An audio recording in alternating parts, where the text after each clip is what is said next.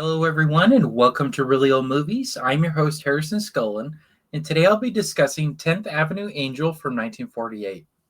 So now let me show you the plot synopsis from Critic List. Flavia has been told that her Aunt Susan's fiance, Steve, has been on a trip around the world, but in fact, he's finished his prison term. Steve wonders how he can make some money and is approached by his old associates. When Flavia discovers the truth about Steve, she loses all faith in her family and in God, and it will take a miracle to restore Flavia's belief and keep Steve out of trouble. All right, so that's the description of the film. Let me show you my thoughts on the plot. All right, so the plot, I gave it a 3 out of 5. I thought it was good for the most part. It shows, sometimes telling a kid a lie, even if you feel like it's going to be protecting them, keeping them safe and whatnot. Sometimes it isn't always the best course of action. But at the same time, I didn't really love the character, Margaret O'Brien's character of Flavia. I thought she was a bit of an annoying character, but at the same time, she's a little kid, and she is progressing, and she has a character arc, right, where she loses faith but then kind of regains it in her own way. So I thought that was important. I thought it was executed well enough, but it wasn't like a super incredible story. It was a fun, entertaining one. That's why I gave the plot a 3 out of 5. All right, let's move on to the acting. So the acting, again, I was mentioning, I wasn't a huge fan of the actress for Flavia, Margaret O'Brien. I think she is fine in small doses, and in my opinion, kind of falls under what I think happens with a lot of kid actors is, they star in minor roles and then they're, super successful to the point where they're like the main character. And she just is still a kid, so it's not quite there. I liked her in Meet Me in St. Louis. I thought she was fine in that. I just didn't love her here. I liked Angela Lansbury. I thought she was severely underutilized, though, and hardly in the film. And I thought George Murphy was fine as Steve. Basically, the main characters are these three people here. All around, I thought the acting was just cute and fine, and I would call it almost a proto Hallmark film, with like a feel-good story with, betrayal and all of that. I think this would have been made probably by somebody like Hallmark today. That's how I felt about it. But yeah, the acting overall was just all right, not great, not Oscar-worthy or anything like that.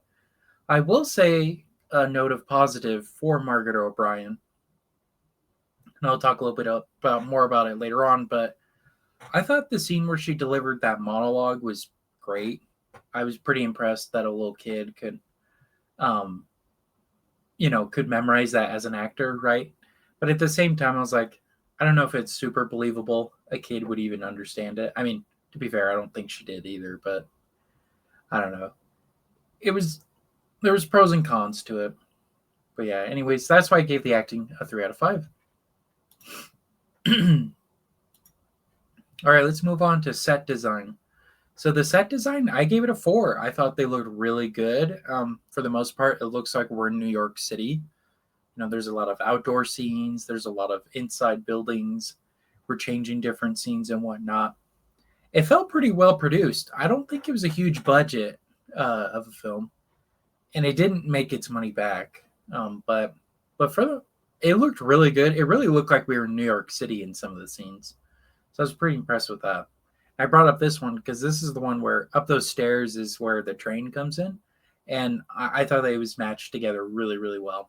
So yeah, that's why I gave it a 4 out of 5. All right, cinematography. 4 out of 5. I thought the camera angles were good, even if it was constrained in being a small studio film. I thought it looked really good. They utilized the scenes that they were in. The best ones for sure were the outside ones. I'm sure they were used for other things as well. Like the Paramount lot, for example, right? They have different, like, here's Brooklyn Avenue, here's Los Angeles Avenue. Here's, uh, I don't know, the United Kingdom, right? So I'm sure it was one of those kind of things. But nonetheless, the camera did really well here. Nothing super spectacular, but it just felt really nice. It didn't feel like a stage play. That's what I liked about it. They had close ups, they had dynamic angles, they even had some scenes with other ones kind of overlaying on top of each other. Looked really good. Overall, 4 out of 5 camera work. All right, let's move on to the music. I thought the music was just all right. It wasn't great. Um, I could have used a bit more of it, more Christmas music and more things like that. But yeah, there's just really isn't any from what I remember. Um, there's some like patriotic, triumphant music when Flavia is talking about that speech for, I think it was Independence Day.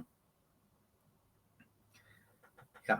So anyway, music was pretty meh. 3 out of 5.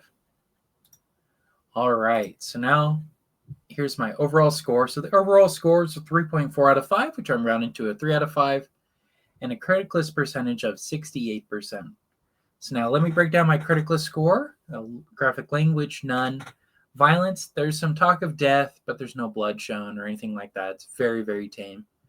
Nudity, sexual content, just some kissing. Very, very little by the end of the film. All right, in regards to political bias, so it felt a little, very, very slimly, slightly left leaning, just because of that scene with Margaret O'Brien, saying that speech that I believe was done by FDR, because there's a portrait of him above her that the camera pans to and kind of zooms in on him. I'm not the biggest fan of FDR. In fact, I hate FDR, one of my least favorite presidents. So maybe I'm just a little biased in that way. But yeah, that's why I put political bias. All right, family friendly. It's very family friendly. I thought it was really well put together, really great for kids and whatnot. Okay, in regards to entertainment value, I thought it was a pretty cute and engaging story. Again, like a Hallmark movie. It's not the funniest movie. It's not the greatest movie, but it's a good time for sure. So overall, would I recommend this movie? I think so. Yeah, it's nothing special. It's nothing crazy or anything like that, but it is a cute and fun Christmas movie. I think kids would like it, and I'm glad too that the focus was on the Savior by the end of the film. The focus is on Jesus, and not just on the holiday of Christmas. I appreciated that. Um, the really only negative of the film is Margaret O'Brien. Your mileage may vary if you like her acting or not. She's a bit annoying, at least for me. She's much better when she's just like the kid character and not like the main actor, which she kind of was here. So I could have used a little bit less of her. But overall, great time, great film. And those are my thoughts on 10th Avenue Angel from 1948. And that concludes today's movie review.